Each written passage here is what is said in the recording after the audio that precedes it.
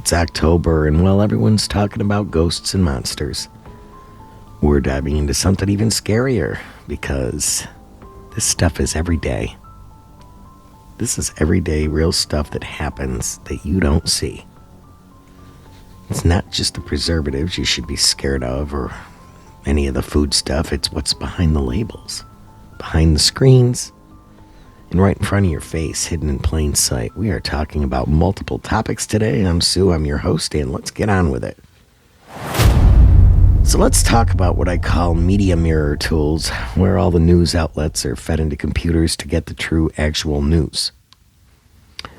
These are platforms like Ground News, All Sides, and a few newer ones, and they don't tell you what to believe, but they do hold up the mirror and say, here's what everyone's saying. Now figure it out. They pull from the left and the right and the center and everything in between.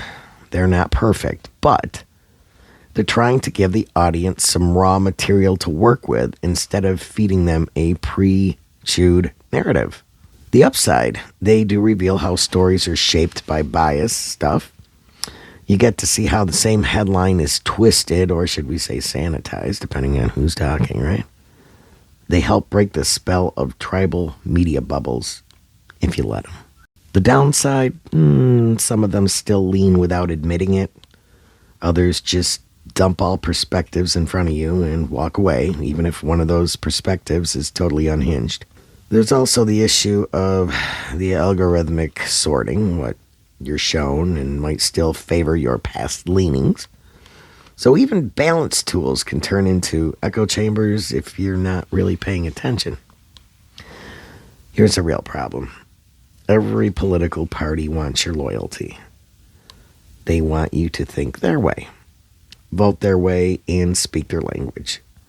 It's not about truth, it's about control. And the second you question it, you're treated like you've picked a side, even if all you're doing is thinking for yourself. So it doesn't end with politics. I mean, the platforms, the companies, the institutions, they've all burned bridges with the public. We don't know anymore who's pulling the strings behind the scenes. Think about it. Are they really neutral, or are they just hiding the influence? Are they trying to inform us or trying to shape us? That's the state we're in now, you know? Truth has become like a territory that everyone wants to claim, but no one wants to earn. So here we sit, not just confused, but suspicious. And believe me, we're suspicious, tired, and constantly asking, who do we even trust anymore?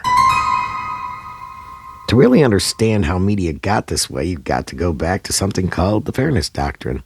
It was actually a policy from the Federal Communications Commission. It was put into place back in the late 1940s that required broadcasters to present both sides of controversial issues. If you had a platform, you had to give space to opposing views. It didn't matter if you leaned left or right, you had to make room for balance. But in '87, during the Reagan administration, the Fairness Doctrine was repealed. And once that happened, all bets were off. Yeah. Networks and stations were no longer required to show multiple perspectives. They could lean as far in one direction as they wanted, and they did. Yes, they did. That is when you saw the rise of hyper-partisan media, 24-hour news cycles with an agenda, and cable networks that turned politics into entertainment. Yep. And we've been paying for it ever since. Now, media outlets don't even pretend to offer balance. They curate your reality. They tell you what matters, how to think about it, and what to feel. And if you only watch one side long enough, you'll start believing it's the only side. So here we are with no fairness doctrine, no trust, and no real boundaries. Just loud voices, louder headlines, and a public that's being pulled apart by carefully packaged outrage. So now we're going to switch up the story here. We're going to talk about something totally different. Let's talk about Silicon Valley. It's the hub of the tech giants like Apple, Google, Meta, and the rest of them. They're all there in that area of California. And these companies are shaping the digital world we live in, pumping out the devices, the platforms, and the algorithms that most people can't go 5 minutes without checking. No. Here's a twist. The people who create this stuff don't even want their own kids using it. Did you know that? Many of the elite in Silicon Valley send their children to Waldorf schools, where screens are limited or banned entirely. The focus there is on creativity, human interaction, and critical thinking, not coding, not tablets, not social media. Some tech execs go even further. There are reports of nannies even being required to sign contracts. Yes, literally legal documents stating they won't even pull out a smartphone in front of their kids. Oh, no! Not to text, not to scroll, not even to take a picture, because they know exactly what this tech does. They know how addictive it is. They know how it hijacks attention, rewires brains, and replaces real interaction with artificial dopamine hits, guys. So while the rest of the world is raising kids on screens, fast content, and filtered reality, the tech elite are doing the opposite. They're protecting their children from the very thing they're selling to yours. That has to make you really stop and wonder, doesn't it? Here's another truth. Most people don't want to see the same people who dominate tech and media rarely trust their own creations enough to let them near their children. What about your children, guys? Really, think about it.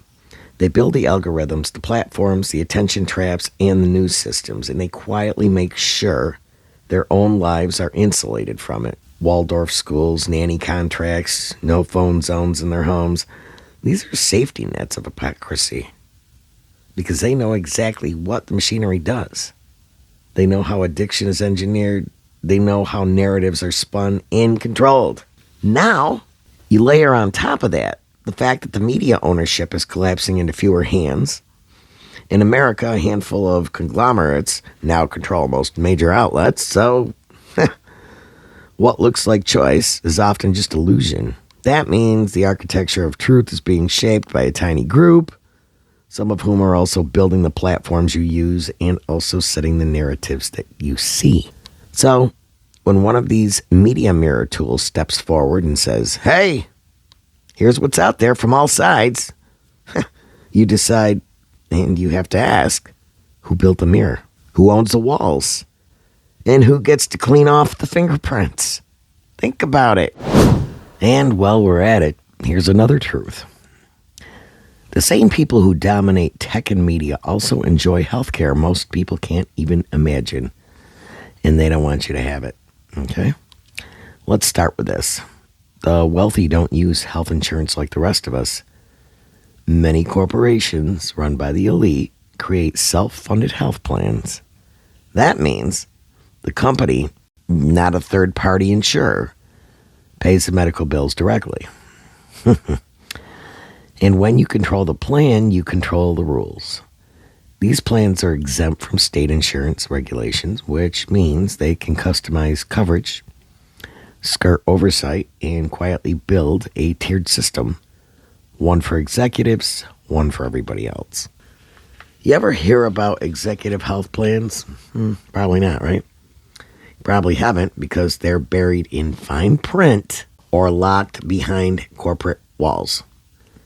Some companies offer separate off-the-books health packages just for their top executives.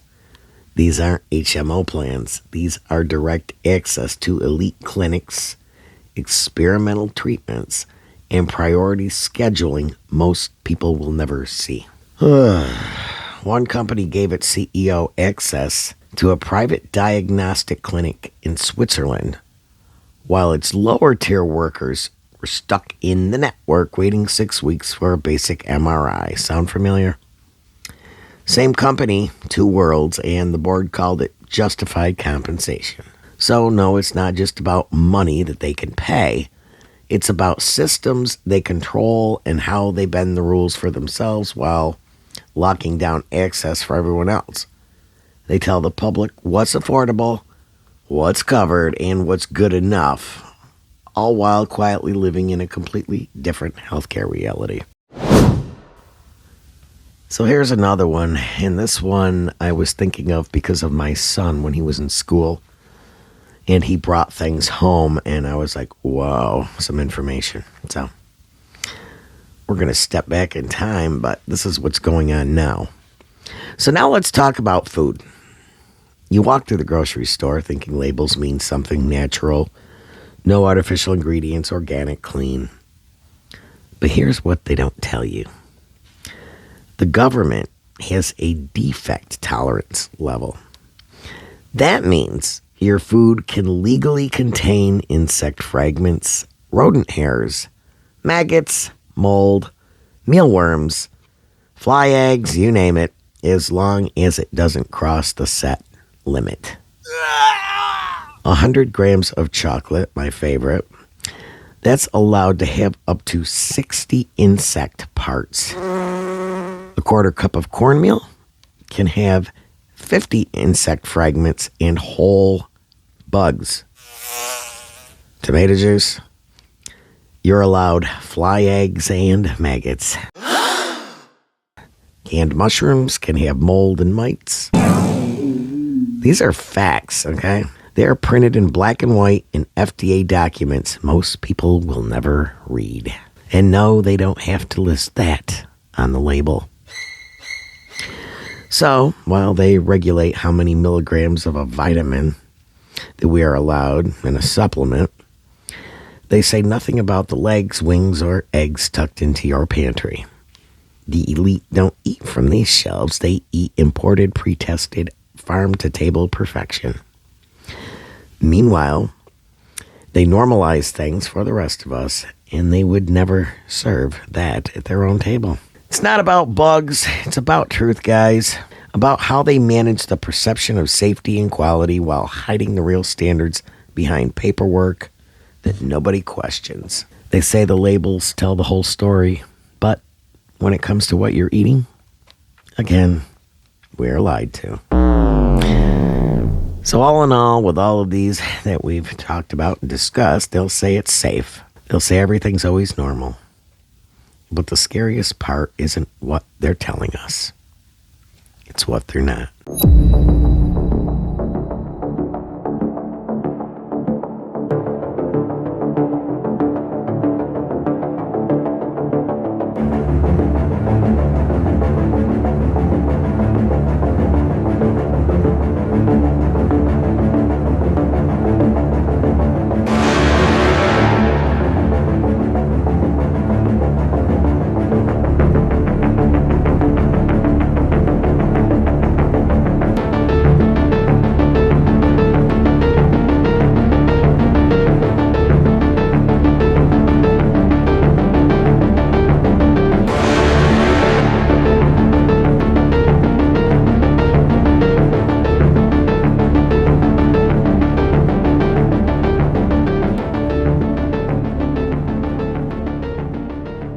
Origin Unexplained.